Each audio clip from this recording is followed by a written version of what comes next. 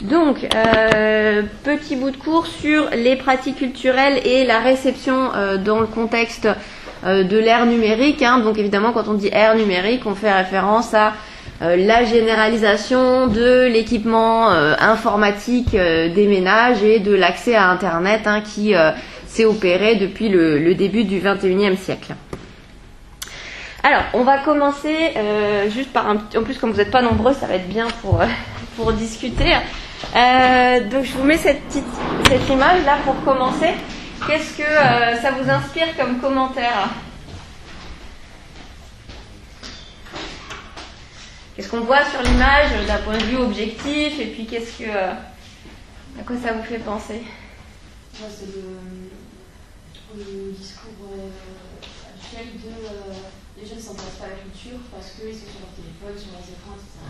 Ouais, tout à fait. Hein. Donc effectivement, on a un groupe de jeunes là qui sont apparemment dans un musée en face d'une peinture et ils sont pas du tout en train de regarder le tableau, effectivement, mais ils ont tous le nez dans leur téléphone. Donc oui, ça fait tout à fait penser au discours du type les jeunes ne regardent plus, ne s'intéressent plus à la culture, passent leur temps sur TikTok, etc. Alors, c'est tout à fait la réception qu'a eu cette photo quand elle a été postée sur le net. En fait, c'est une photo qui a été faite par Gisbert van der Waal au Rijksmuseum à Amsterdam. Donc c'est un photographe hein, et elle a été postée sans aucune légende sur Facebook par son auteur. Donc vraiment comme je vous ai montré, hein, sans aucun texte d'accompagnement. Et en fait, suite à ce post, la photo elle a beaucoup circulé, elle a pas mal fait le buzz. Et ce qui s'est passé, c'est qu'il y a des commentaires, évidemment, des légendes qui ont été rajoutées. Donc elle a été partagée, repostée près de 10 000 fois en une journée. Et le plus souvent accompagnée de la légende suivante qui était apparue, on ne sait pas trop où, hein. C'est le gardien du musée qui a pris cette photo. Il venait soudain de réaliser que ce monde était foutu. Donc là, on retrouve effectivement tout à fait hein, le discours que vous évoquiez. Et puis, de la même façon, dans les commentaires qui vont être postés hein, sur la photo, on va avoir tout un tas de commentaires qui vont dans le même sens, hein, du style « La jeunesse d'aujourd'hui est plus intéressée par WhatsApp que par Rembrandt, etc. » Or, là, nous avons une autre photo qui représente une autre photo du même groupe d'adolescents. Et cette fois, qu'est-ce qu'on constate ? C'est une application.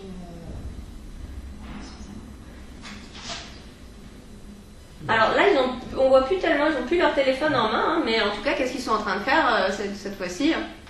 Ils sont en train de regarder le... Oui, voilà, ils sont en train de regarder le tableau. Ils ont l'air même plutôt attentifs hein, et intéressés par le discours de la guide sur le tableau. Et donc,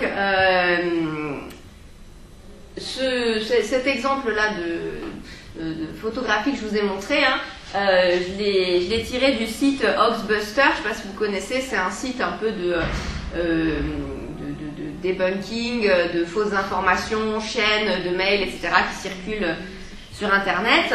Et donc du coup, on a hein, ce commentaire-là pour décrire la situation. Sauf que tout le monde fait fausse route. Hein. Le musée en question, donc le Rijksmuseum, qui est un gros musée hein, aux Pays-Bas, dispose d'une application permettant d'accéder à des contenus et informations sur les œuvres. À la demande de l'enseignant, les ados sont tout simplement en train de faire des recherches sur le tableau au moment où la photo est prise. Et donc une autre photo, hein, la deuxième que je vous ai montrée, montre le même groupe d'adolescents captivés par les explications du guide. Voilà. Donc ce petit exemple en introduction, c'était effectivement pour vous rappeler tous les discours un petit peu alarmistes, voire pire, hein, catastrophistes qu'on peut avoir autour de l'influence supposément négative du numérique sur les pratiques culturelles. Et là, dans le cours, on va essayer de voir qu'est-ce qu'il en est en pratique, hein, quelle influence le numérique a vraiment eu sur les pratiques culturelles, qu'est-ce qu'on peut voir à travers notamment les grandes enquêtes sur les pratiques culturelles des Français. Alors, un autre exemple en lien avec le sujet qui nous intéresse dans le cours, à savoir la lecture. Donc, c'est dans l'ouvrage de Christian Baudelot, Marie Cartier et Christine Détré, un ouvrage qui s'intitule « Et pourtant ils lisent », qui est paru en 99, hein, donc qui est un petit peu ancien, mais dans cet ouvrage, donc il y a plus d'une vingtaine d'années, on trouvait déjà le même type d'angoisse hein, qui était décrite, le même type de discours catastrophiste vis-à-vis d'une supposée crise de la lecture dans les médias, dans les discours politiques, etc. Hein, avec voilà, des discours du style c'est catastrophique, les jeunes ne lisent plus, les Français lisent de moins en moins, en particulier les jeunes, quel est l'avenir du pays, etc. Et donc on a vraiment ce même type de discours qui sont évoqués par les auteurs du livre en introduction. Et évidemment, tout le contenu de l'ouvrage consiste à s'intéresser aux pratiques de lecture réelles des adolescents, hein, des collégiens et des lycéens. Et puis, évidemment, les résultats de l'enquête, ça va être que les jeunes lisent tout de même, hein, d'où ce titre, hein, et pourtant ils lisent. Donc, avec à ce moment-là, dans leur livre, l'ennemi qui était désigné, hein, qui viendrait nuire aux pratiques de lecture chez les jeunes, c'était pas encore le numérique dans le sens où on le connaît à l'heure actuelle avec l'internet, etc. Mais c'était plutôt la télévision, les jeux vidéo, hein, qui étaient donc accusés de limiter les pratiques de lecture des adolescents. Alors, je vous ai mis quelques extraits du livre, je sais pas si on... Ouais, je pense qu'on peut quand même les regarder un petit peu.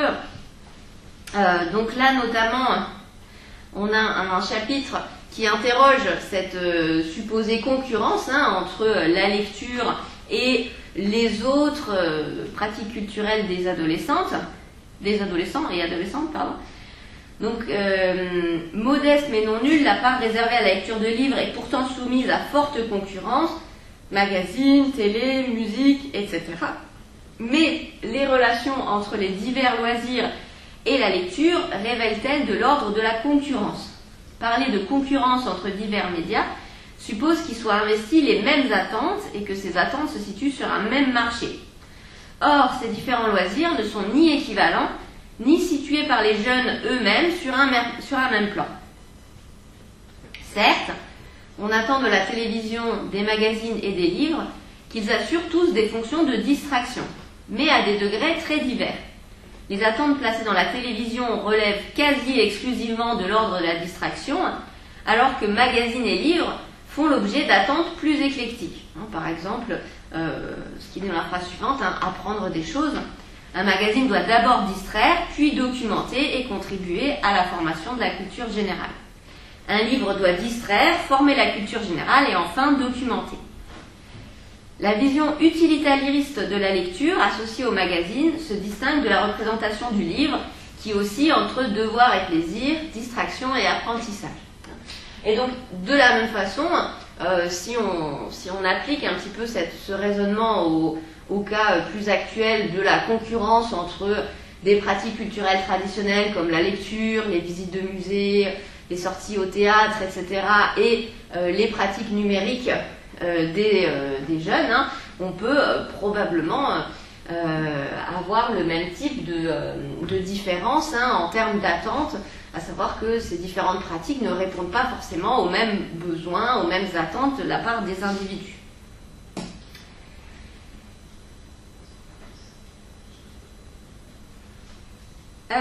Voilà, je vous avais mis un autre petit passage, mais qui est un petit peu moins directement en lien avec la question du numérique, mais qui est intéressant par rapport au cours sur la lecture de façon générale, hein, par rapport à à quoi on pense quand on entend le mot lecture ou quand on entend le mot livre. Hein. Et là, une des choses qu'ils ont observées dans cette enquête, c'était que la lecture, elle restait très fortement associée au livre, hein, au support livre, par opposition à lecture de bandes dessinées, de magazines, etc. La quasi-totalité des explications apportées pour justifier une modification du régime de lecture à la baisse ou à la hausse associent directement l'usage intransitif du verbe lire, bonjour, à la lecture de livres, à l'exclusion des magazines et des bandes dessinées. Lire, c'est toujours lire des livres. Dans la situation d'enquête particulière que constitue la réponse à un questionnaire, la norme légitime en matière de lecture est ainsi respectée. Voilà, je vous passe un petit peu la suite de la citation, hein, mais il y a cette idée-là qui reste assez forte chez les adolescents, hein, cette association assez forte du terme lecture, lire, à l'objet livre en particulier, hein, par opposition à d'autres formes de lecture.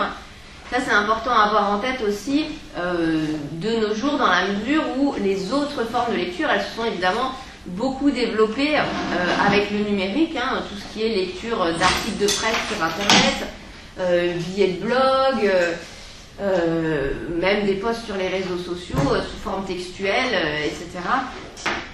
Donc, à l'heure actuelle, dans les lectures des individus, on observe, dans les enquêtes récentes, hein, sur la lecture, on observe qu'il y a des pratiques de lecture de plus en plus fragmentaires. On va lire des petits bouts de texte, ou des formats de texte plus courts, effectivement plutôt que des livres, mais quand on additionne, hein, toutes ces petites mini-lectures qui peuvent avoir lieu au fil d'une journée, ça peut quand même faire 1 heure par jour, 2 heures par jour, donc ça reste quelque chose qui n'est pas du tout négligeable, hein, dans le quotidien des individus. Voilà, alors je réélargis un petit peu maintenant aux pratiques culturelles en général à l'ère numérique, et je vais m'appuyer notamment sur l'enquête d'Olivier Donat, sur le livre d'Olivier Donat, Les pratiques culturelles des Français à l'ère numérique, qui est un livre qui s'appuie sur l'enquête sur les pratiques culturelles des Français menée par le ministère de la Culture en 2008. Hein. Donc le livre est paru en 2009, mais c'est les données de l'enquête de 2008. Et cette enquête, en fait, c'est une édition vraiment un petit peu charnière de l'enquête sur les pratiques culturelles des Français, parce que c'est la première édition de l'enquête où vraiment les chercheurs ont vu la nécessité, hein, de prendre en compte l'émergence du numérique. Donc, ils se sont bien rendus compte que là, depuis l'édition précédente de l'enquête, qui était 97, il y avait quelque chose qui s'était passé, hein, qui avait eu un phénomène technologique qui avait eu un impact sur les pratiques culturelles. Et ça a posé tout un tas de questions méthodologiques sur comment le prendre en compte dans l'enquête. Dans la mesure où l'enquête sur les pratiques culturelles des Français, l'intérêt de ces enquêtes, à part que c'est une des rares enquêtes qui soit aussi vaste en termes de sujets abordés et qui s'appuie sur un échantillon représentatif de la population française. Hein, donc l'intérêt, c'est déjà de nous donner des données quantitatives fiables sur les pratiques culturelles des Français. Ce qui est intéressant aussi, c'est que comme cette enquête, elle a lieu à peu près tous les 10 ans, hein, et d'une édition à l'autre, ils reprennent le questionnaire avec quelques petites modifications, mais ils essayent de reprendre le questionnaire le plus proche possible, hein, d'une édition à l'autre, ce qui permet de faire des comparaisons et d'observer des évolutions des pratiques au fil du temps. Et donc là, ça a posé des questions puisqu'on a des nouvelles pratiques qui apparaissent. Hein, donc comment inclure ces nouvelles pratiques dans le questionnaire ? Évidemment, il faut les inclure, mais il ne faut pas non plus trop modifier le questionnaire parce qu'on veut quand même toujours pouvoir comparer avec ce qui se passait avant, etc. Donc voilà, beaucoup de questions qui sont assez bien expliquées, hein, par Olivier Donat dans l'introduction de l'ouvrage. Et de façon générale, hein, ce qu'il se demande dans ce livre, c'est est-ce que le numérique, finalement, ça constitue une évolution ou une révolution des pratiques culturelles. Révolution, ça veut dire est-ce que le numérique, vraiment, ça bouleverse tout, ça change de façon radicale les rapports à la culture des individus, hein, est-ce que ça remet en cause tout ce qu'on savait jusque-là sur les rapports à la culture des individus, ou est-ce que c'est plus simplement une évolution, des modifications qui se font, mais de façon un petit peu plus marginale et limitée. Alors, jusque-là, on avait observé, dans les enquêtes sur les pratiques culturelles des Français, on avait déjà observé, hein, dans les années 80-90, une progression du temps consacré à la télévision, au cours de la fin du XXe siècle, hein, et on avait déjà parlé à cette période-là d'ère médiatique, hein, pour désigner cette influence grandissante des médias dans le quotidien des Français, et en particulier du média télévisuel.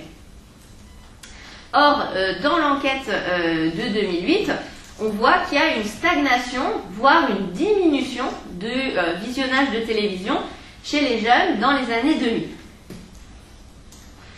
Au niveau de la musique, on voit qu'il y a une baisse de l'écoute de radio, mais accompagnée d'une augmentation de l'écoute de musique hors radio, hein, ce qui s'explique probablement par la multiplication des supports d'écoute de musique enregistrée, par l'existence de nouveaux formats, hein, en particulier les formats dématérialisés, et également de nouvelles possibilités de stockage et d'échange, hein, des morceaux de musique.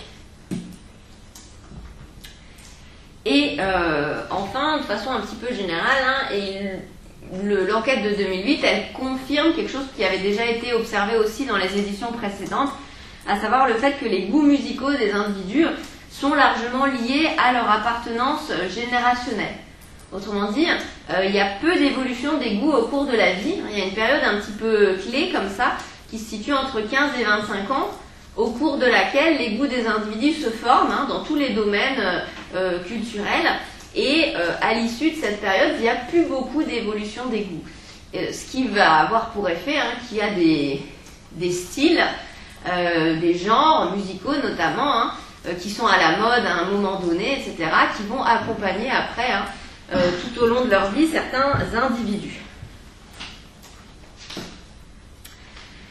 Voilà, alors du coup, sur la question de la télévision et du numérique, ici on a un graphique qui nous présente le temps hebdomadaire consacré aux écrans selon le sexe, l'âge, le niveau de diplôme et le milieu social.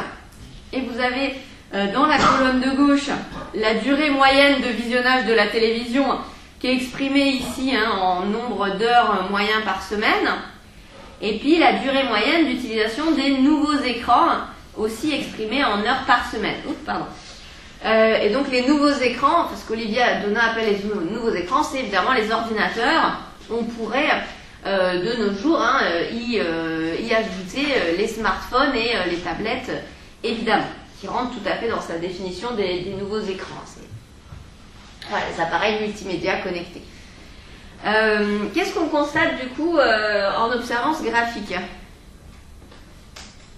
Si on compare, déjà si on regarde qui passe beaucoup de temps devant la télévision, qui passe beaucoup de temps à utiliser l'ordinateur, qu'est-ce qu'on a comme différence selon les caractéristiques sociales, et puis si on compare le temps passé à regarder la télévision avec le temps passé à utiliser l'ordinateur.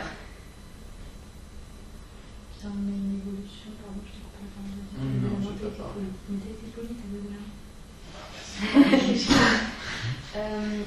par rapport à l'utilisation des 10 nouveaux écrans, on voit que c'est vraiment en fonction de l'âge, c'est-à-dire que les femmes l'utilisent et ça dégraisse. Oui, tout à fait, hein. Effectivement, ici si on regarde en fonction de l'âge, on voit bien que plus les individus sont jeunes, plus ils utilisent les nouveaux écrans, et inversement, hein, si on compare avec le morceau graphique équivalent, donc la durée de visionnage de la télévision en fonction de l'âge, qu'est-ce qu'on constate ici? C'est plus, quand tu es plus âgé, il y a plus la télévision, mais c'est moins flagrant que les nouveaux écrans. Oui, mais bon, globalement, effectivement, on a quand même la tendance inverse, hein. Plus les individus sont âgés, plus ils passent de temps à regarder la télévision. Ouais, ok. Et si on regarde selon d'autres variables? En fonction peut-être tu veux parler si tu veux. Je continue alors. En fonction du niveau d'études, plus le niveau d'études est élevé, moins il y a d'heures passées devant la télévision, mais plus il y a d'heures passées devant les 10 niveaux d'écran. Ouais, tout à fait. Hein. Effectivement, plus le niveau d'études est élevé, moins les individus passent de temps à regarder la télévision. Mais inversement, hein, plus le niveau d'études est élevé, plus les individus passent de temps à utiliser les nouveaux écrans. Ouais. Ça compte le travail? Non, là c'est plutôt l'utilisation personnelle normalement. C'est pas précisé dans le graphique, il faudrait vérifier, mais j'ai un autre graphique après où c'est bien précisé que c'est le temps personnel, et comme ils sont à peu près au même chapitre, je pense que c'est la même chose. Oui, ouais, et puis on peut encore observer, hein, ce qu'il en est en termes de milieu social. Bon là c'est un petit peu caricatural parce qu'on a juste deux variables, les cadres supérieurs opposés aux ouvriers, mais on voit quand même bien aussi hein, que plus les individus appartiennent à des milieux sociaux favorisés, moins ils passent de temps à regarder la télévision et plus ils passent de temps sur les nouveaux écrans. Et du coup, si on compare le temps passé devant la télévision et le temps passé sur les nouveaux écrans, qu'est-ce qu'on pourrait dire de façon un petit peu plus générale?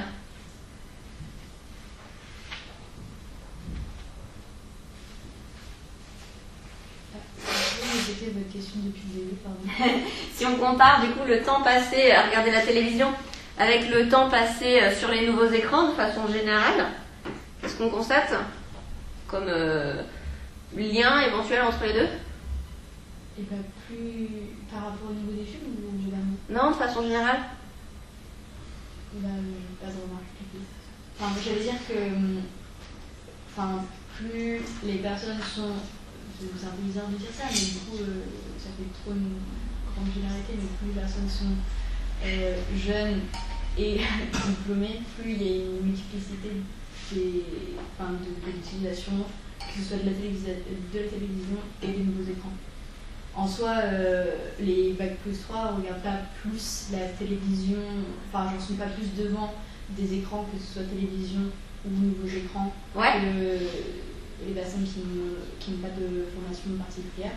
C'est juste qu'ils ont les deux types de... Ouais, en fait, effectivement, si on regarde le temps total passé devant les écrans, hein, si on s'amuse, on va pas le faire dans le détail, mais on peut regarder déjà la taille des barres, on pourrait essayer d'additionner là le 20 et le 12, le 22 et le 8, hein, mais voilà, vous pouvez essayer un petit peu d'imaginer, de regarder en fonction de la longueur, là, si on additionne les deux barres à chaque fois pour chaque ligne dans votre tête, on voit bien finalement que la longueur totale des barres par ligne, elle varie pas tellement que ça, hein, et que du coup le temps total passé devant les écrans par les individus, il est à peu près, il n'est pas énorme, il n'y a pas une différence énorme. Mais par contre, ce qui varie, c'est devant quel type d'écran les individus passent du temps. Et en gros, ce qu'on peut en conclure, c'est particulièrement clair hein, dans le graphique concernant l'âge, le graphique concernant le niveau de diplôme, c'est que, en gros, plus les individus passent de temps devant la télévision, moins ils passent de temps devant les nouveaux écrans, et inversement. Hein, plus ils passent de temps devant les nouveaux écrans, moins ils passent de temps devant la télévision. Donc en fait, le temps consacré à la télévision est inversement proportionnel au temps passé devant les nouveaux écrans. Il y a une espèce d'effet de vase communicant entre les différents types d'écrans, avec un temps total d'écran à peu près stable. Donc, je vais vous montrer non, il est où mon autre graphique? Voilà. Là, on a un autre graphique qui nous montre ça. Hein. On a le temps hebdomadaire. Non, ça va pas ce graphique, pardon. Regardez s'il y en avait un autre, mais c'est pas grave. C'était pour vous montrer cette histoire de temps total qui est à peu près équivalent. On peut peut-être quand même regarder. Ouais, non, parce que là, on introduit une autre variable, ça va trop compliquer la réflexion. Bref, on va revenir à ce que j'avais prévu. Donc ici, on a un autre graphique que je trouve très intéressant par rapport à la question qu'on se posait en introduction, hein, à savoir est-ce qu'il y a une influence négative, enfin tous ces discours hein, qui sous-entendent qu'il y aurait une influence négative du numérique, de l'utilisation de l'ordinateur et d'Internet sur les pratiques culturelles plus traditionnelles des individus. Là, on a un graphique qui nous montre, qui nous représente la proportion d'individus qui ont effectué un certain type de sortie culturelle au cinéma, au musée, au théâtre, ou qui ont lu 25 livres ou plus en fonction de leur fréquence d'utilisation d'Internet à des fins personnelles. Donc là, c'est là que je vous disais, le graphique, c'est bien précisé que c'est l'utilisation d'Internet à des fins personnelles, donc ça exclut les usages professionnels ou scolaires, universitaires. Et du coup, qu'est-ce qu'on constate en observant ce graphique ? On peut peut-être faire la lecture d'un chiffre pour être sûr déjà que vous ayez bien compris comment ça se lit le graphique. Si on essaie par exemple de lire ce chiffre-là, ça donnerait quoi? Ça c'est général, hein, c'est sur tout le monde. Ouais, c'est sur l'ensemble des Français. Donc ça c'est tiré de Pratique culturelle des Français 2008. Hein. Ok. Ouais, j'arrive pas à voir le truc. Non, mais ce serait 76% Des gens qui utilisent Internet une ou plusieurs fois par semaine. Ouais, tout à fait. Je sais pas quel quantité c'est. C'est le premier, ouais. Sont allés au cinéma. Ouais, sont allés au cinéma au moins une fois au cours des 12 derniers mois. Donc voilà, tout à fait. Vous avez bien lu dans le bon sens le graphique, c'est ça qui est, c'est pas forcément évident. Effectivement. Hein. Donc ce qu'on va avoir là qui est indiqué sur la courbe, c'est effectivement le pourcentage de personnes de chaque catégorie hein, qui ont effectué la sortie au moins une fois au cours des 12 derniers mois. Donc du coup, qu'est-ce qu'on constate ici? Qu'est-ce que le graphique nous montre comme lien, comme corrélation entre la fréquence d'utilisation d'Internet et, on va dire par exemple, les sorties au cinéma? C'est l'exemple où c'est le plus net. Bah, globalement, plus on utilise Internet, plus on va avoir des pratiques culturelles courantes. Enfin, ouais, hein, effectivement. Alors si on se concentre sur le cas du cinéma, on pourra élargir après. Hein, plus les individus utilisent Internet fréquemment, plus ils sont nombreux hein, à être allés au cinéma au moins une fois au cours des 12 derniers mois. Donc effectivement, on peut le dire de façon un petit peu plus généralisée, comme vous avez dit, hein, plus les individus utilisent Internet fréquemment, plus ils vont avoir de sorties culturelles au cinéma, au musée, au théâtre. Bon voilà, après pour le cas de la lecture, c'est un peu moins net, hein, parce que les chiffres sont plus bas, mais il y a aussi quand même une corrélation. Hein, plus les individus utilisent Internet fréquemment, plus ils sont susceptibles d'avoir lu plus de 25 livres dans l'année. Hein, ce qui est donc le profil des grands lecteurs, les gens qui lisent plus de 20-25 livres par an. Donc évidemment, c'est quand même une proportion assez faible hein, de la population, mais on voit que donc les grands lecteurs sont plus nombreux hein, parmi les gens qui utilisent Internet tous les jours ou presque, par rapport à presque 2 fois plus nombreux, hein, par rapport à parmi les gens qui n'utilisent jamais Internet. Ok, donc là ce résultat, il peut paraître surprenant, hein, effectivement, si on le met en face des discours alarmistes qu'on a évoqués en introduction. Comment est-ce que... Ouais. Bah, du coup, pas trop le graphique qu'on a vu précédemment, qui est celui du niveau scolaire, enfin du niveau d'études. Oui, bah voilà, ça c'était ma question suivante justement. Comment est-ce qu'on peut, mais parce que vous avez loupé l'introduction, c'est pour ça. On avait commencé par, attendez, je vous remonte la photo quand même, comme ça vous avez le contexte. Voilà. On avait commencé par commenter cette photo. Hein, et ça nous avait permis d'évoquer tous les discours sur toutes les inquiétudes sur le fait que le numérique aurait une influence négative sur la culture, les jeunes qui passent leur temps sur TikTok plutôt que de regarder les tableaux autour d'eux, etc. Voilà. Et donc, voilà. Donc ce graphique, effectivement, il semble plutôt nous montrer le contraire hein, de ces discours inquiets. Et du coup, qu'est-ce qui pourrait contribuer à expliquer cette corrélation plutôt positive entre l'utilisation d'Internet et les pratiques culturelles dans un sens plus traditionnel? Alors, vous avez donné un morceau de la réponse qui n'était pas le plus évident, mais... Si j'ai raté l'introduction, forcément. Non, mais voilà, mais effectivement, vous avez raison, hein, vous allez dire, il y a l'air d'avoir un effet du capital culturel, du niveau de diplôme. Effectivement, ça c'est un type d'explication, hein, on peut se dire, effectivement, peut-être que les individus qui font le plus de sorties culturelles sont aussi les individus qui utilisent le plus Internet, mais qu'il n'y a pas forcément de rapport direct entre les deux. Hein. En fait, là, quand on dit ça, on fait l'hypothèse qu'il y a ce qu'on appelle une variable cachée, hein, c'est-à-dire une troisième variable qui n'est pas représentée sur le graphique, mais qui influe à la fois sur la fréquence d'utilisation d'Internet, hein, sur les pratiques numériques, et sur la fréquence des pratiques culturelles. Donc effectivement, ça pourrait être l'influence du capital culturel, du milieu social, de façon générale. Ça, c'est l'explication la moins évidente. Est-ce que vous en avez d'autres idées plus évidentes, peut-être? Est-ce que ça pourrait pas être le fait qu'il y a une sorte de socialisation qui se fait par Internet, que c'est un peu tiré par les cheveux, mais que les gens se parlent entre eux et du coup qu'ils s'influencent mutuellement à aller au cinéma, aller au musée, et avec des conseils d'une pièce de théâtre ou d'un livre. Ouais, totalement. Alors ça peut se faire hors ligne aussi, bien sûr, hein. Mais là, du coup, vous faites l'hypothèse qu'il y a une influence directe d'une des deux variables sur l'autre. Vous faites l'hypothèse que la fréquence d'utilisation d'Internet a une influence directe sur le fait de faire des sorties culturelles. Que c'est parce que les individus utilisent Internet plus souvent qu'ils font plus de sorties culturelles. Par exemple, parce que grâce à Internet, ils ont plus d'informations. Vous parlez de la socialisation, mais ça peut être de façon plus générale l'accès à l'information. On peut trouver effectivement de l'information sur qu'est-ce qu'il y a comme exposition, qu'est-ce qu'il y a comme film qui passe au cinéma, quel artiste va être en concert bientôt, etc. On peut trouver toutes ces informations sur Internet. On peut aussi acheter des billets pour faire des sorties culturelles sur Internet. On peut effectivement lire des critiques, échanger avec des gens, etc. Voilà, donc il y a ces deux hypothèses-là. Je vais vous les mettre. Donc, on a constaté que les personnes qui utilisent le plus fréquemment Internet sont aussi celles qui effectuent le plus de sorties culturelles, que ce soit au cinéma, au musée ou au théâtre, et dans une moindre mesure, qui lisent le plus.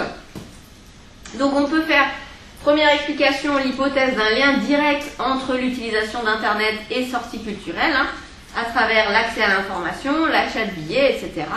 Ou on peut faire l'hypothèse d'un lien plus indirect, avec une variable cachée, qui serait l'effet du capital culturel et du niveau social, à la fois sur les pratiques culturelles et sur les pratiques numériques des individus.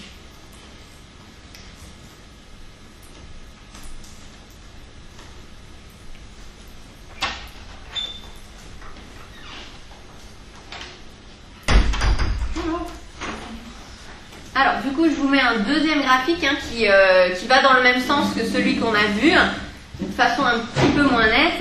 Là, on va avoir la durée d'utilisation de l'ordinateur, toujours à titre personnel, en heures par semaine, et toujours le même type de sortie, lecture de livres. Et donc là, on retrouve le même résultat. En tout cas, c'est très net dans la première moitié du graphique. Si on se concentre sur la première moitié du graphique, là, on voit bien que les individus, plus ils passent de temps sur l'ordinateur, plus ils sont susceptibles d'avoir fait des sorties culturelles ou d'avoir lu plus de 25 livres par an. C'est moins net sur la deuxième partie du graphique. Là, on voit qu'il y a effectivement peut-être un effet de plateau, avec ça a l'air vrai jusqu'à une dizaine d'heures par semaine, et puis au-delà de 10 heures par semaine, voilà, on voit qu'il y a peut-être quand même un effet de concurrence temporelle qui s'installe. Alors voilà, j'en arrive du coup à cette histoire, à ce graphique-là que je voulais vous montrer un petit peu en avance, où on a le temps hebdomadaire consacré aux écrans selon la fréquentation des équipements culturels. Donc c'est un peu l'inverse de ce qu'on a vu précédemment. Ici, vous avez donc la fréquentation des équipements culturels. Alors, est-ce qu'ils nous ont dit qu'est-ce qu'ils incluent dans l'équipement culturel? Elle est où la petite non, ils nous ont pas dit ce qui est. Enfin, si, mais il faudrait aller voir page 165. Mais voilà, équipement culturel, globalement, en général, c'est les bibliothèques, les théâtres, les musées, etc. Les lieux culturels de façon assez large. Donc, selon que les individus fréquentent les équipements culturels jamais, de façon nulle, de façon exceptionnelle, occasionnelle, régulière ou habituelle, on voit que finalement le temps total passé devant les écrans, il varie assez peu. C'est ce qu'on disait déjà précédemment avec le graphique précédent qu'on avait vu. Le temps total, voilà, on est de l'ordre de 26 heures pour le plus bas à 33 heures. On est toujours autour d'une trentaine d'heures. Par contre, effectivement, ce qu'on retrouve ici, c'est ce qu'on voyait déjà tout à l'heure, l'idée que, par contre, ce qui va varier, c'est comment ce temps se répartit entre télévision et nouveaux écrans. Là, vous avez en bleu le temps passé devant la télévision et en noir le temps passé devant les nouveaux écrans. Et donc là, on constate à nouveau que ce temps, que le temps passé devant la télévision, il est inversement proportionnel au temps passé devant les nouveaux écrans. Et que plus les individus fréquentent les équipements culturels, plus ils passent de temps devant les nouveaux écrans, et moins ils passent de temps devant la télévision. Ok? Donc voilà, on retrouve les deux résultats précédents dans ce graphique dont on avait déjà parlé. La corrélation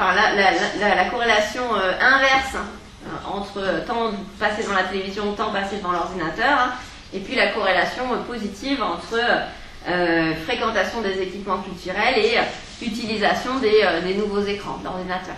Ouais. Juste, ils disent fréquentation globale, mais c'est sur ce que je vois 0, 1, 2, et c'est sur l'année, c'est sur. Oui, mais ça dit sur. Ouais, c'est là, enfin, ouais, là je me souviens plus du détail, effectivement, il faudrait aller voir. Vous avez vu, je ne sais pas si vous avez à lire la note en dessous. Voilà, pour en savoir plus sur l'indicateur de fréquentation des équipements culturels, voir chapitre 7, page 165. Donc voilà, si vous voulez en savoir plus, vous allez à la BU, vous cherchez pratique culturelle des Français à l'ère numérique, et puis vous nous ferez un petit résumé par email. Non, je suis désolée, je me rappelle plus exactement, mais c'est possible parce que là, vu qu'ils parlent d'un indicateur qui est construit, c'est probable qu'ils ont mis ensemble plusieurs variables et qu'ils ont essayé de faire une espèce de note globale de fréquentation des équipements culturels en agrégeant les bibliothèques, le cinéma, les musées, etc. Voilà, là on a le même graphique, mais donc temps hebdomadaire consacré aux écrans selon le nombre de livres lus.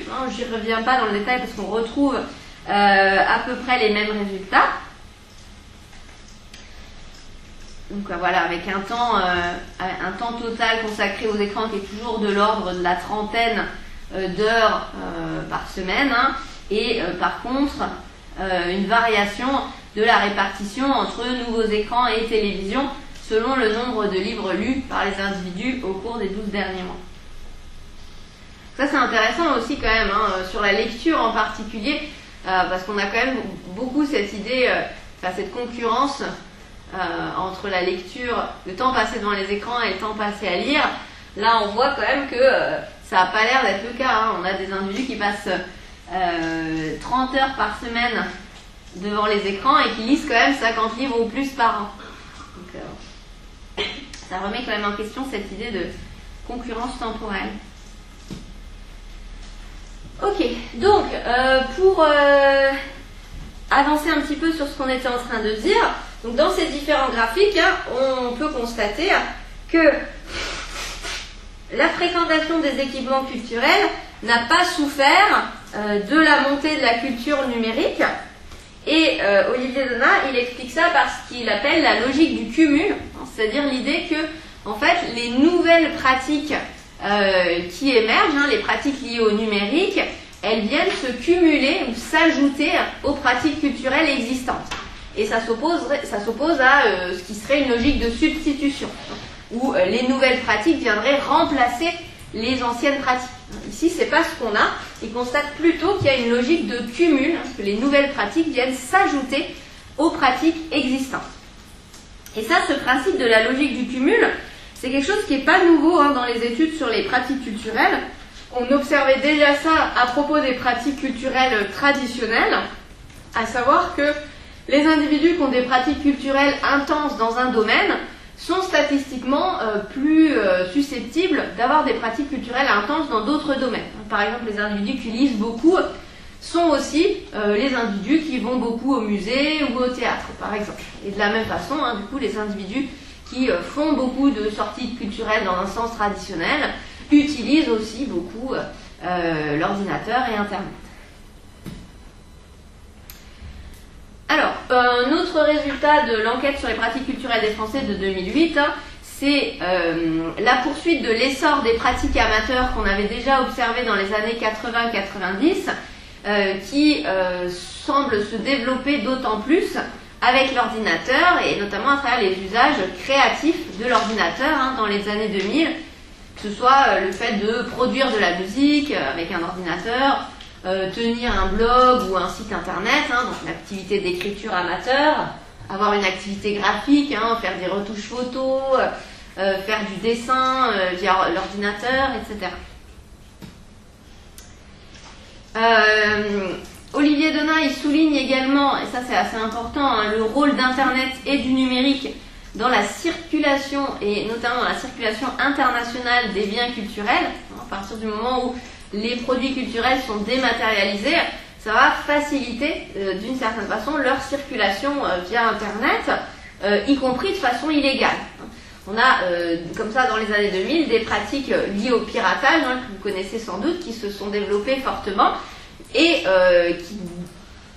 qui ont des effets économiques, évidemment, mais qui ont aussi des effets intéressants à observer sur les pratiques de consommation culturelle des individus, hein, où, du coup, les individus vont en partie s'affranchir des circuits officiels de diffusion des œuvres, hein, et par exemple pouvoir regarder le dernier épisode de leur série qui vient de sortir aux États-Unis sans attendre la date officielle de sortie en France, par exemple. Et donc ça c'est rendu possible grâce au téléchargement illégal notamment, hein, mais aussi à des pratiques de fans comme ce qu'on appelle le fan subbing. Je ne sais pas si vous avez une idée de ce que c'est. C'est les fans qui vont créer des sous-titres ou traduire des sous-titres très rapidement pour les mettre à disposition de la communauté, ce qui vous permet donc de regarder avec des sous-titres en français, hein, votre épisode de série qui est sorti la veille en anglais par exemple. Et donc tout ça, ça donne lieu à un brouillage des frontières qu'on avait plus traditionnellement entre la production, la consommation et la diffusion des biens culturels. Ces trois pôles étaient jusque-là assez nettement séparés, et puis avec la dématérialisation des biens culturels, avec le numérique, on va avoir un brouillage, hein, puisque on peut avoir des consommateurs, des individus qui produisent également des biens culturels à titre amateur et qui les diffusent sur Internet, hein. On peut avoir des consommateurs qui partagent les fichiers qu'ils ont téléchargés sur Internet, qui font des sous-titres, hein, comme je vous disais, etc. L'histoire du sous-titrage, ça marche aussi beaucoup pour les mangas. Donc, les scans de mangas avec les traductions qui sont rajoutées par-dessus. Voilà.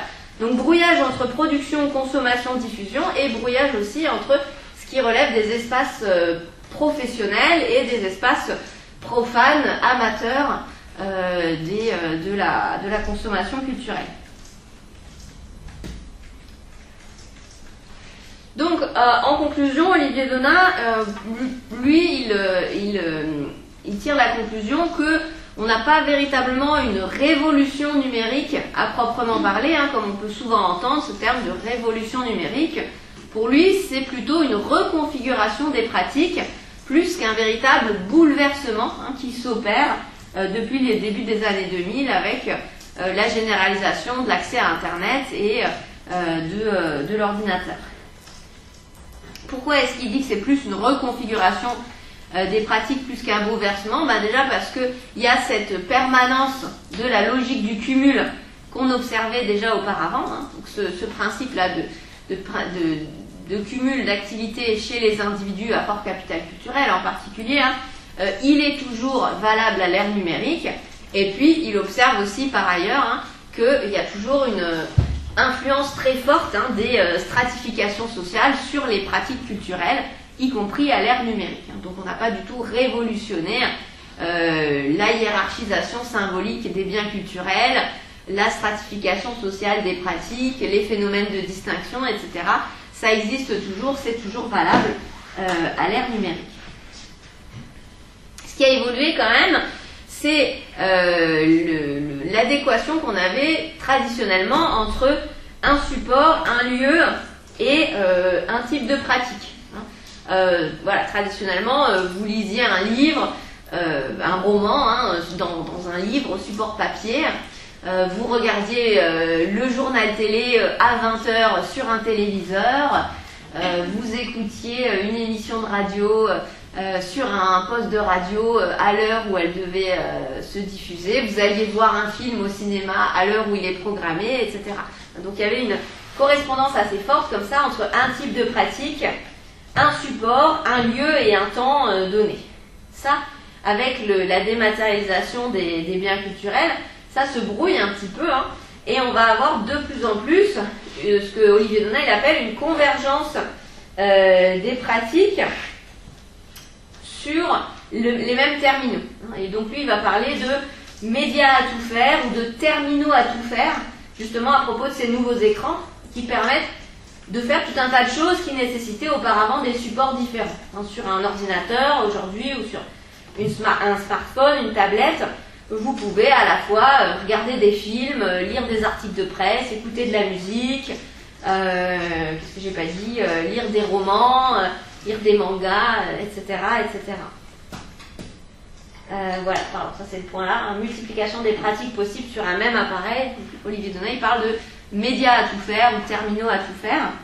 Et donc tout ça, ça va donner lieu à une individualisation des pratiques, hein, et à un affranchissement des contraintes liées aux grilles de programmation ou aux lieux de diffusion. Vous n'êtes plus obligé d'aller au cinéma pour voir un film, vous pouvez le regarder en streaming sur internet. Bon, avec un petit décalage de calendrier, mais qui est de plus en plus faible.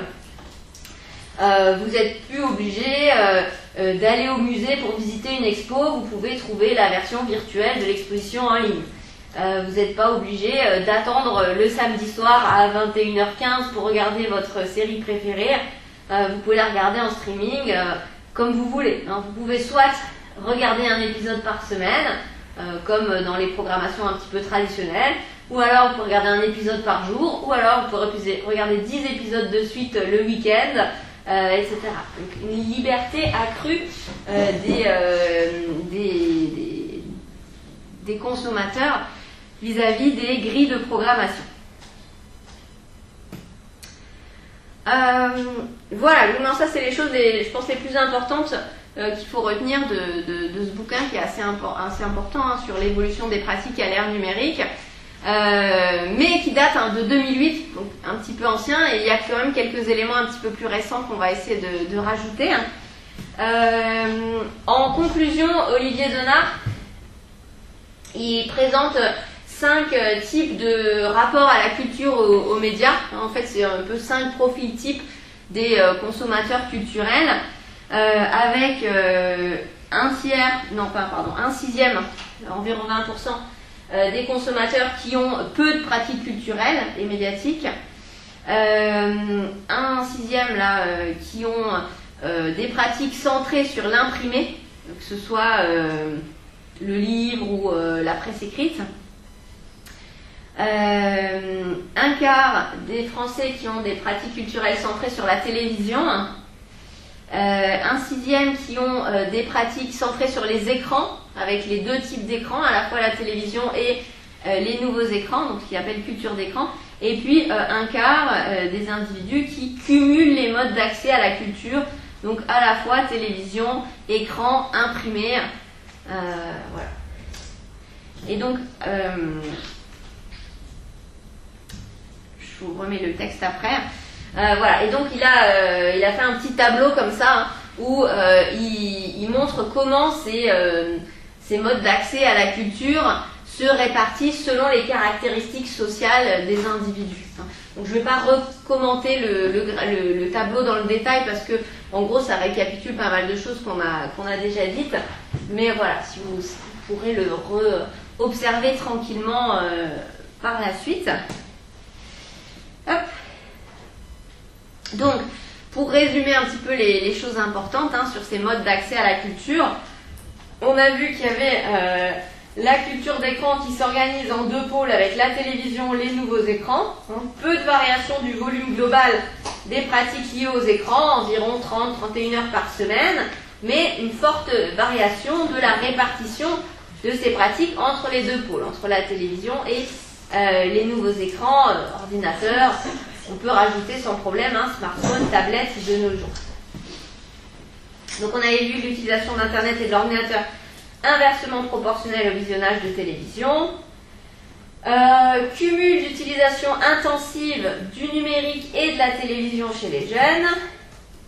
Et finalement, un temps consacré aux écrans similaire entre les milieux populaires et les milieux favorisés, mais une distinction qui se fait, hein, dans la répartition de ces temps entre télévision et nouveaux écrans. Donc voilà, je suis allée un peu vite parce que globalement récapitule hein, tout ce qu'on a dit jusque-là. Vous avez des questions jusque-là? Ouais. Moi j'ai une question, mais c'est sur quelque chose que vous avez dit au moment où je suis arrivée. Ouais. C'est juste que vous parliez d'une lecture qui est de plus en plus fragmentaire. Oui. Est-ce que vous avez une référence de quelqu'un qui parlait de ça? Non. Moi j'en parle dans le livre, je suis en train d'écrire mais il n'est pas encore sorti. Non, attendez, qui c'est qui parle de ça?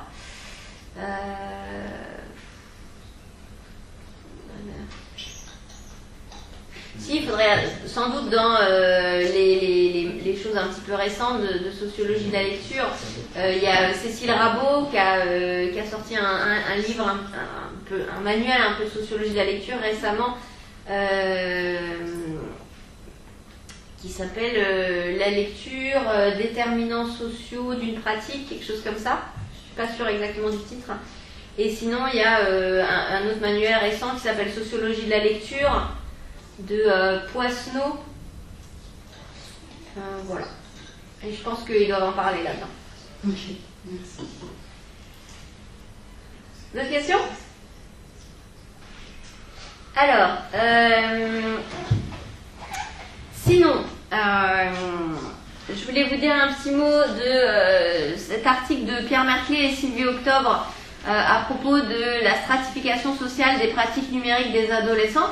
Donc là, on est sur un article qui date d'il y a une dizaine d'années, hein, début des années 2010, dans lequel ils observent que, sans surprise, hein, l'utilisation de l'ordinateur s'est généralisée parmi les adolescents des années 2000, mais ils constatent hein, que malgré cette généralisation, il y a une persistance de variations selon les milieux sociaux. Et que dans cette période du début des années 2000, il va y avoir quand même un clivage qui se fait hein, entre les adolescents de classe populaire et les adolescents de classe favorisée dans l'équipement et la fréquence d'utilisation de l'ordinateur et d'Internet. Évidemment, là, on est des choses qui sont en lien encore avec la fracture numérique, hein, qui est encore assez forte à cette période, sur les capacités, en lien avec les capacités économiques des ménages, hein, à s'équiper en ordinateur, à prendre un abonnement à Internet, en particulier Internet haut débit, etc. Et donc, ce qu'ils observent au début des années 2010, c'est qu'il y a un clivage, hein, une différence, notamment au niveau des usages connectés de l'ordinateur, qui sont plus répandus dans les classes favorisées. Et donc, ça les amène à parler d'éclectisme numérique des adolescents de classe favorisée qui vont cumuler à la fois des usages connectés et non connectés de l'ordinateur. En gros, au début des années 2010, hein, l'équipement en ordinateur s'est pas mal généralisé hein, dans la population, mais par contre l'accès à Internet est encore assez variable selon les zones géographiques, selon le niveau social des familles, en particulier l'accès à Internet haut débit. Hein, et donc la distinction entre les adolescents va surtout se faire vis-à-vis de ces usages connectés, avec un cumul usage connecté, usage non connecté chez les adolescents les plus favorisés et plutôt des usages peu connectés chez les adolescents de milieux plus populaires. Et du coup, ça les amène à faire une distinction entre ce qu'on peut appeler vraiment les digital natives. Hein. Vous avez déjà entendu parler, j'imagine, vous avez déjà entendu cette expression de digital native. Je vais remonter un peu, je vais vous demander. Qu'est-ce que ça sous-entend quand on dit digital native, de façon un peu générale, hein, l'usage qui en est fait dans les médias. Quand on trouve cette expression, ça désigne quoi, les digital natives? Ouais. Peut-être la génération qui est née pendant la naissance d'Internet et la démocratisation des écrans. Ouais, tout à fait. Hein. La génération qui est née avec le numérique, qui a grandi avec le numérique, hein, c'est la traduction littérale, digital native, ça veut dire natif du numérique. Okay. Et en général, quand on dit ça, il y a un peu un sous-entendu aussi vis-à-vis de cette génération. C'est quoi le sous-entendu ? Quand on dit les digital natives, la génération des digital natives, qu'est-ce que ça sous-entend aussi ? Brunulos.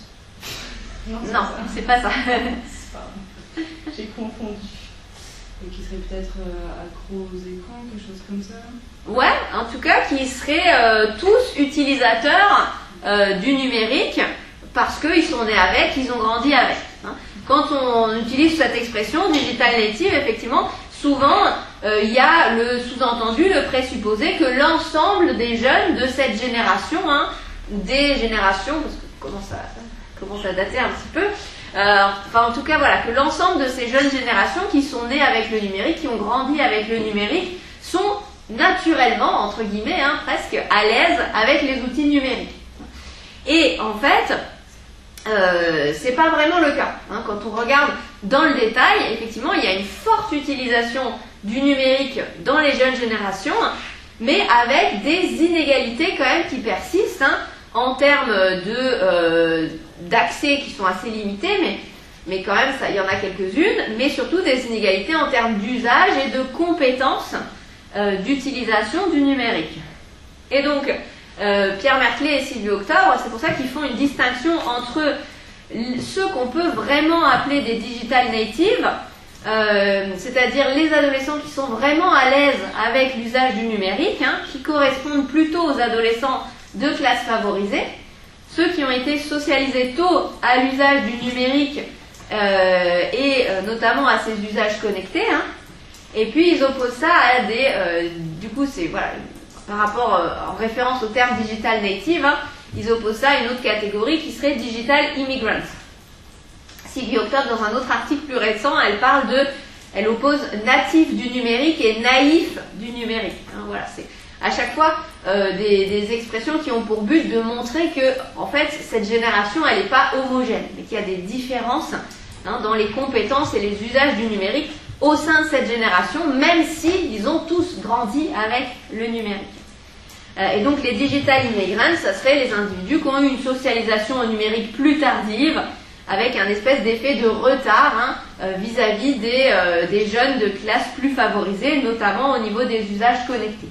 Alors ici, les différences qu'ils observent par rapport aux usages connectés, c'est assez spécifique aux jeunes de cette génération-là, hein, donc dans l'article, là, ils étudient la génération des trentenaires actuels, les gens qui sont rentrés au CP en 97, pour être précis. Pardon ? Oui, bah, entre 30 et 40, quoi. Ouais. Bon, je vous laisse faire le calcul. Et du coup, évidemment, à l'heure actuelle, hein, comme l'accès à Internet c'est très très largement démocratisé, les différences, elles se jouent sur d'autres aspects, à d'autres niveaux, hein, mais on trouve toujours, dans les enquêtes les plus récentes, hein, on trouve toujours des différences d'usage, des différences de compétences, de recul critique au sein des générations les plus récentes. Ça va être beaucoup des différences sur la prise de conscience vis-à-vis de la confidentialité des données, par exemple, gestion des données personnelles, protection de la vie privée, ou alors beaucoup des différences aussi sur savoir comment ça marche. Hein.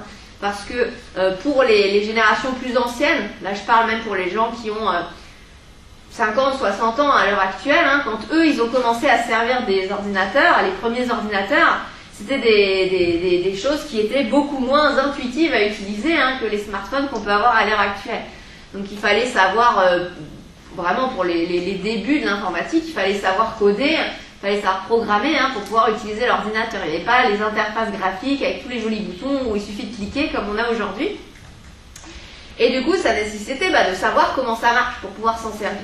Alors que de nos jours, hein, avec un smartphone, d'autant plus avec les écrans tactiles, on a vraiment des choses qui sont super intuitives à utiliser. Hein.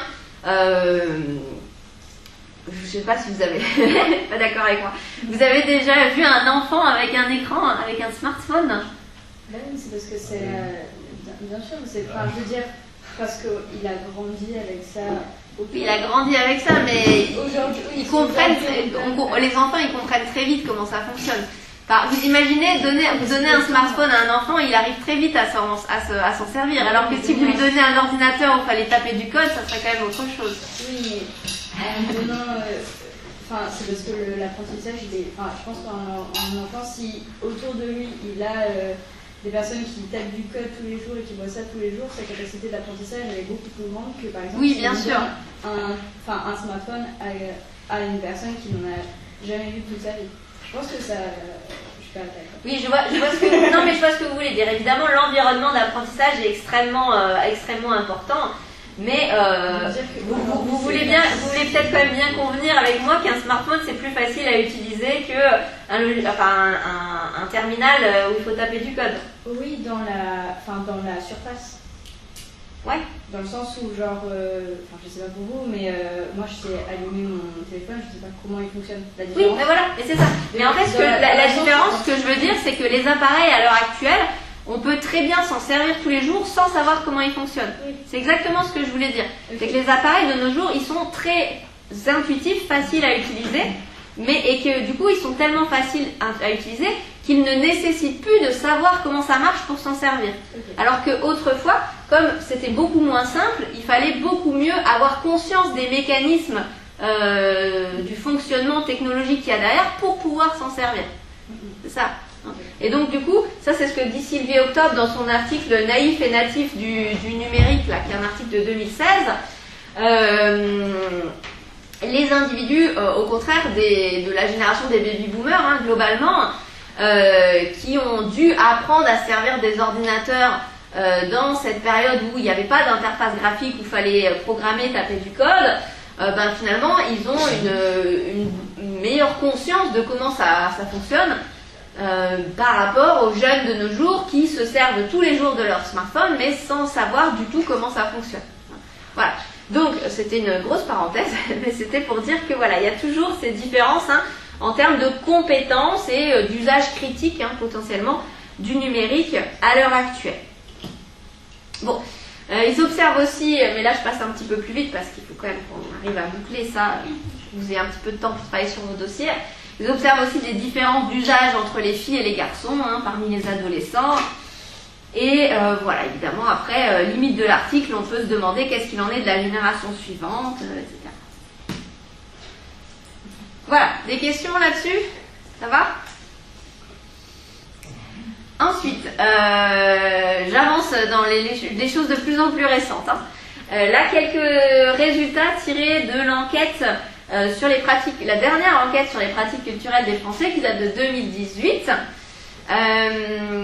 qui a été cette édition de l'enquête, elle a été un petit peu laborieuse à voir le jour, parce que Olivier Donard, qui se chargeait de ces enquêtes sur les pratiques culturelles des Français depuis 40 ans, a pris sa retraite, donc ça a été un peu compliqué de le remplacer. Et donc l'enquête a quand même fini par être menée en 2018, mais elle n'a pas encore tout à fait fini d'être exploitée. C'est-à-dire qu'il y a eu un questionnaire qui a été fait, qui a été passé à un échantillon représentatif de la population française, etc. Le ministère de la Culture a publié un premier rapport en 2020 intitulé 50 ans de pratiques culturelles en France. On se concentre sur les évolutions des pratiques culturelles jusqu'à 2018. Et donc il présente ses premiers résultats de l'enquête pratique culturelle des Français. Mais il y a encore d'autres chercheurs qui sont en train de faire des analyses. Voilà. Disons que l'ensemble des résultats de cette enquête ne sont pas encore publiés, finalisés. En tout cas, dans ces premiers résultats, qu'est-ce qu'on a? On observe déjà une place croissante de la culture dans le quotidien des Français. Ça, c'est quelque chose qu'on avait déjà dans l'enquête de 2008. Au fur et à mesure des éditions de l'enquête pratique culturelle des Français, on voit que les pratiques culturelles, c'est quelque chose qui prend de plus en plus de place dans le quotidien des individus, avec un développement et une diversification des pratiques dans toutes les tranches d'âge et dans tous les milieux sociaux, que ce soit en ce qui concerne la télévision, l'écoute de radio, l'écoute de musique ou la fréquentation des équipements culturels. On a évidemment, dans cette enquête de 2018, observé encore, par rapport à 2008, encore un essor considérable des pratiques culturelles numériques, notamment l'écoute de musique enregistrée, le visionnage de vidéos en ligne, l'usage des réseaux sociaux numériques et les jeux vidéo dont la pratique a augmenté de façon considérable. Pardon, je vais peut-être un peu vite. Vous me dites? Ça va? Ça va. On a également, et ça c'est intéressant vis-à-vis de ce qu'on disait, toujours ces inquiétudes vis-à-vis du numérique qui nuirait aux pratiques culturelles traditionnelles. On a également une augmentation des pratiques de sortie culturelle, donc que ce soit sortie au cinéma, au théâtre et dans les lieux patrimoniaux, notamment chez les plus de 40 ans. Et autre résultat, donc l'enquête de 2018, il y a une réduction assez importante des écarts territoriaux qu'on pouvait observer jusque-là, entre espaces urbains et espaces ruraux, voire de certains écarts sociaux. C'est le cas notamment en ce qui concerne l'écoute de musique enregistrée, la fréquentation des bibliothèques et des lieux de spectacle vivant, même si ce type d'équipement culturel est toujours majoritairement fréquenté par les individus les plus diplômés et les classes favorisées, il y a quand même une réduction des écarts, une démocratisation du public de ces équipements culturels. Et par contre, là on a un écart qui se creuse, c'est en ce qui concerne la fréquentation des lieux patrimoniaux comme les musées, où là on est plutôt dans une situation où ça devient de plus en plus élitiste, entre guillemets.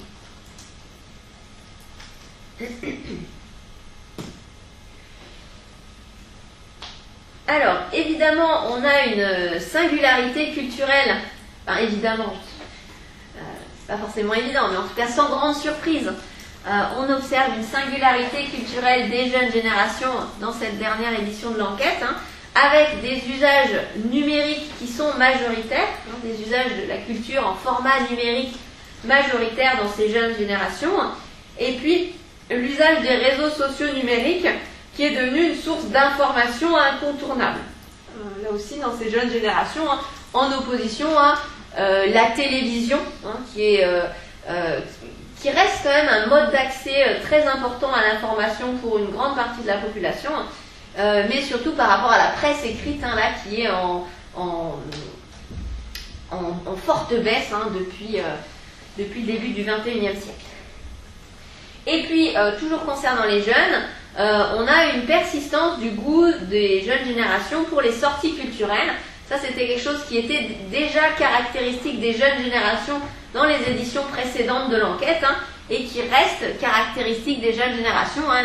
Les jeunes sont ceux qui font le plus de sorties culturelles, en particulier au cinéma et au concert, mais pas uniquement. Et voilà, la fréquence des sorties culturelles a ensuite tendance à baisser avec l'âge. Ça, on l'observait déjà dans les éditions précédentes de l'enquête. Évidemment, probablement en lien avec des questions de disponibilité, etc.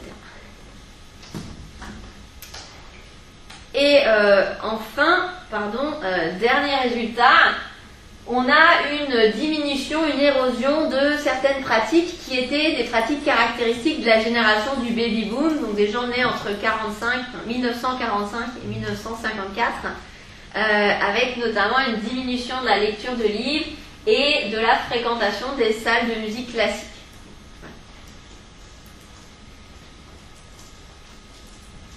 Voilà, ça c'est un peu les grands résultats. Après, on a plus ou moins en conclusion du rapport, il distingue 6 univers de pratiques, un peu comme Olivier Donat, il avait fait ses différents modes d'accès à la culture. Donc des univers de pratiques qui existaient déjà, qui étaient déjà observés dans les éditions précédentes de l'enquête, notamment les pratiques centrées sur la télévision, le petit écran, et le bain audiovisuel, là c'est à la fois la télévision et l'ordinateur. Donc là, c'était déjà présent, important dans une proportion importante de la population dans les éditions précédentes, et ça se maintient. On a une émergence de l'univers du tout numérique, donc les individus qui accèdent à la culture principalement via le numérique, via les nouveaux écrans. Donc ça évidemment c'est plutôt les jeunes. On a une baisse de l'univers de la culture patrimoniale, notamment de la lecture d'imprimés et sortie au musée, etc., comme on disait. Et enfin, il y a une reconfiguration des publics culturels les plus assidus au sein des univers qu'on appelle l'éclectisme classique et l'éclectisme augmenté. L'éclectisme, je ne sais pas si vous avez encore, si vous avez cette notion en tête, l'éclectisme dans les pratiques culturelles, c'est le fait d'avoir des pratiques culturelles variées, notamment variées en termes de registre de légitimité. Consommer à la fois des biens culturels considérés comme légitimes et d'autres considérés comme moins légitimes. Par exemple, écouter à la fois de la musique classique et du rap, par exemple. Bon. Et donc, dans l'univers de l'éclectisme classique, ça va être les individus qui ont des pratiques éclectiques, mais au sein des pratiques culturelles plutôt traditionnelles, à l'exclusion du numérique. Donc les gens qui continuent à beaucoup lire, beaucoup faire de sorties culturelles, etc. Et puis l'éclectisme augmenté, c'est les gens qui aussi lisent beaucoup, font beaucoup de sorties culturelles, mais qui en plus ont des pratiques culturelles sous forme numérique. Ok ? Voilà, c'est pas super, ils n'ont pas fait de beaux schémas comme Olivier Donat l'avait fait. Je me suis dit que j'essaierais de le faire, mais j'ai pas encore eu le temps de faire un joli schéma pour représenter ça. Voilà. Est-ce que vous avez des questions jusque-là? Et sinon, je finis par les effets de la crise sanitaire sur les pratiques culturelles. Ça va? Ok. Donc, dernier point, comme annoncé, le confinement, parenthèse ou évolution durable. Donc ça, c'est une question qu'on se pose pas mal, enfin qu'on s'est pas mal posé dans les dernières années. On a évidemment, là, il y a eu une période un petit peu particulière au niveau culturel en 2020-2021, avec d'une part le confinement du printemps 2020 où là, les individus ne pouvaient plus sortir, donc évidemment ça a limité très fortement leurs pratiques culturelles. Et puis ensuite, à l'automne 2020, hiver 2021, il y a eu cette très longue période où tous les établissements culturels étaient fermés. On n'était pas forcément confinés dans un sens strict, mais où les lieux culturels, les musées, etc., cinéma étaient fermés. Et donc, évidemment, ça a eu un impact sur les pratiques culturelles des individus, qui est un impact qui était lié à un contexte particulier et qui n'est pas forcément lié à des phénomènes d'évolution des pratiques de long cours, etc. Donc ça pose la question, est-ce que les évolutions qu'on a observées à ce moment-là, c'était quelque chose de l'ordre d'une parenthèse, ou est-ce que ça va donner lieu à des évolutions durables des pratiques? Alors on a des premiers éléments de réponse dans certains domaines. Par exemple, sur le livre audio, ce qu'on a observé dans notre enquête, c'est qu'il y a beaucoup de gens qui ont commencé à écouter des livres audio pendant le confinement et qui ont continué à en écouter après. Donc ça, c'est un morceau de résultat, de réponse à cette question. C'est pas forcément le cas pour tous les types de pratiques. Et donc, c'est un petit peu à voir au cas par cas et ça fait l'objet de pas mal de... Enfin, c'est une question qui est prise en compte dans pas mal d'études, pas mal d'enquêtes qui ont lieu à l'heure actuelle. En tout cas, pour observer les effets du confinement en particulier, il y a une étude qui a été menée tout de suite, un peu sur le vif en 2020, qui a été publiée donc, par Anne Jonchery et Philippe Lombardo, sous le titre « Pratiques culturelles en temps de confinement ». C'est une publication du ministère de la Culture aussi. Et pour effectuer ces observations, ils ont comparé les résultats de l'enquête pratique culturelle des Français de 2018 avec une vague exceptionnelle de l'enquête conditions de vie et aspirations qui a été réalisée par le CREDOC pendant le confinement du printemps 2020. Donc l'enquête conditions de vie et aspirations, c'est une enquête qui est faite à intervalles plus réguliers que l'enquête pratique culturelle des Français. Et dans laquelle ils ont inclus, alors il n'y en a pas énormément, mais ils ont inclus quand même quelques questions sur les pratiques culturelles.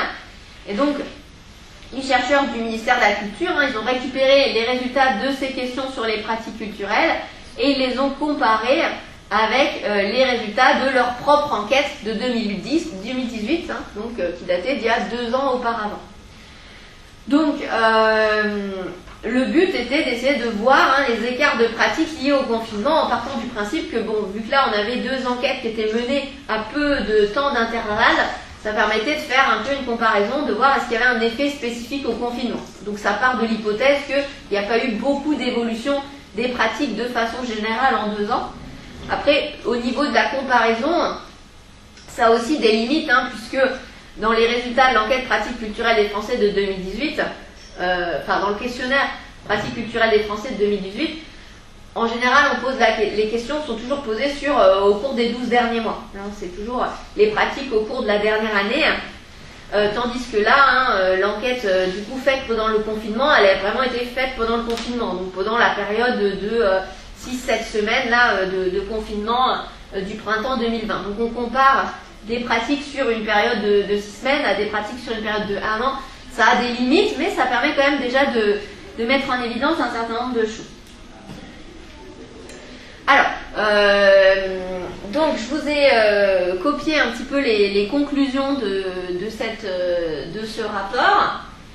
Les Français ont profité de cet épisode pour s'adonner aux pratiques culturelles en amateur, donc toutes les pratiques où on va créer soi-même des choses, un engouement qui a rajeuni les pratiquants et réduit les écarts sociaux.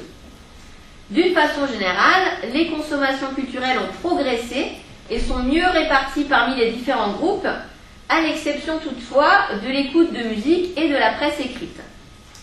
Les consommations audiovisuelles ont prioritairement bénéficié de cet investissement, et parmi elles, les jeux vidéo et le visionnage de vidéos en ligne ont recruté de nouveaux publics. La consultation des réseaux sociaux s'est également généralisée, plutôt pour des usages communicationnels qu'informationnels. Alors, ce qui est intéressant déjà ici d'observer, c'est que, alors évidemment, pendant le confinement, il y a eu pas mal d'enquêtes sociologiques qui ont été faites. Évidemment, comme c'était un temps exceptionnel, ça a beaucoup intéressé les sociologues, les chercheurs, les chercheuses, vous imaginez. Et donc, il y a eu beaucoup d'enquêtes qui ont été faites, et souvent, dans la plupart des domaines, le résultat, c'était que le confinement avait contribué à accentuer des écarts, à accentuer des inégalités, à accentuer des écarts sociaux. Par exemple, accentuer les écarts entre les hommes et les femmes dans le travail domestique ou le soin des enfants. Accentuer les écarts au niveau économique entre ceux qui avaient le confort de travailler en télétravail chez eux et ceux qui devaient quand même, les soignants, etc., professions indispensables, qui devaient quand même aller travailler, etc., etc. Donc dans beaucoup de domaines, il y a eu des inégalités qui se sont accentuées pendant le confinement, et par contre, dans le domaine des pratiques culturelles, ça c'est assez surprenant, mais ça a plutôt contribué à réduire les écarts sur un certain nombre de pratiques. C'est le cas notamment des pratiques qui ont fait de nouveaux adeptes au cours de cette période, comme le visionnage de vidéos en ligne, la consommation, comment on dit, le fait de jouer aux jeux vidéo et la consultation des réseaux sociaux. Et donc, comme des personnes plus âgées que leur public habituel ont adopté ce type de pratique, ça a contribué à réduire les écarts, notamment générationnels, liés à ces pratiques. Donc, les seniors, déjà engagés dans la participation culturelle physique, ont profité du confinement pour s'approprier les ressources culturelles numériques, musées et spectacles en ligne, par exemple. Et enfin, évidemment, les conditions de sociabilité en confinement, seuls ou à plusieurs, avec ou sans enfants à charge, celles du logement, accès ou non à un espace extérieur, influent sur l'intensité et sur la diversité des pratiques. Donc, paradoxalement, ce que je vous disais, alors que le confinement printanier a contribué au creusement des inégalités sociales et économiques dans de nombreux domaines, les pratiques culturelles apparaissent à l'inverse moins clivées, et certains écarts sociaux et générationnels se réduisent même pour nombre d'entre elles. Alors, je crois que du coup c'est ma dernière diapo, mais j'aimerais bien vous montrer encore un petit graphique que j'ai oublié de mettre.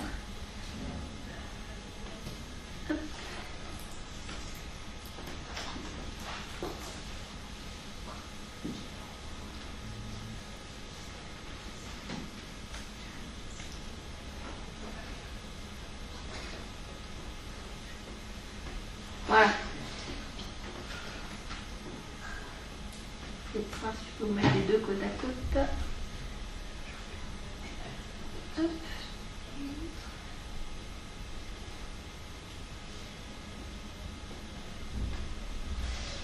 Voilà, donc là du coup on a deux graphiques qui comparent les consommations culturelles selon l'âge pour celui-là et selon l'âge et la catégorie sociale pour celui de droite. Et vous avez à chaque fois sur la colonne de gauche les chiffres de l'enquête pratique culturelle des Français de 2018 et sur la colonne de droite les chiffres de l'enquête du CREDOC donc pendant le confinement de 2020. Et du coup par exemple si on se concentre sur le visionnage de vidéos en ligne, là c'est assez, la progression est assez nette. On voit que chez les 60 ans et plus, on est passé de 18% des 60 ans et plus qui visionnent des vidéos en ligne en 2018 à 48% qui le font pendant le confinement. Et donc là, si on compare entre les tranches d'âge, on voit bien qu'en 2018, là, on avait un écart assez conséquent entre les plus jeunes et les plus âgés. Et qu'en 2020, pendant le confinement, l'écart s'est considérablement réduit. Notamment parce que les plus âgés en ont plus consommé, mais aussi parce que du coup les plus jeunes ont un petit peu moins consommé. Peut-être un effet de saturation. On peut faire le même raisonnement pour les jeux vidéo. Là aussi, réduction des écarts en termes d'âge parmi les consommateurs de jeux vidéo. Et puis, pareil pour la consultation quotidienne des réseaux sociaux. Donc, on n'avait que 12% des 60 ans et plus qui consultaient quotidiennement les réseaux sociaux en 2018, contre 43% en 2020. Donc là aussi, on voit une réduction assez notable des écarts générationnels pendant cette période du confinement. Évidemment, la question qui se pose, c'est comment est-ce que ça a évolué Est-ce que les gens qui ont commencé à jouer aux jeux vidéo pendant le confinement ont continué ou non, notamment les plus âgés, etc. Voilà, donc ça c'est des questions qui restent encore, comme je vous disais, ouvertes à l'heure actuelle. Des questions? Non? Ok. Bon, on va s'arrêter là du coup pour la partie cours. Bon, ça fait 1h30, c'était globalement ce que je pensais que ça ferait. Et on va voir, si vous voulez, un petit peu discuter de vos dossiers.